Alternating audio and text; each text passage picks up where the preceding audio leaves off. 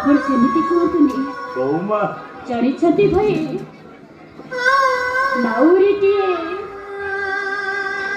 ନଈ ମଝିରେ ଭାସି ଯାଉଥିଲା ବେଳେ ଯେତେବେଳେ ଝଡ଼ ବତାସକୁ ଡରେ ନାଉରୀରୁ ସେ ଲୋକଟାକୁ ଠେଲି ଦେଇଥିଲା। ଆଉ ତାର ପୁରା ଆଶା ଭରସା ଥିଲା ବୋଉମା ତା ନାଉରୀଟା ନିଶ୍ଚୟ ସେ ପହଁରି ପହଁରି କୂଳରେ ଲାଗିଯିବ। ଆଉ ସେଇଥିପାଇଁ ଏତେ ବଡ଼ ନିଷ୍ପତ୍ତି ନେବା ପାଇଁ ସେ ବାଧ୍ୟ ହେଇଛନ୍ତି। ଆଉ ମୁଁ ଜାଣିଛି ଭାଇ, ଏଇ ଘରର ମାନ ସମ୍ମାନକୁ ବଞ୍ଚେଇବାକୁ ଚାହେଁ ଆପଣ ଏତେ ବଡ଼ ନିଷ୍ପତ୍ତି ନେବା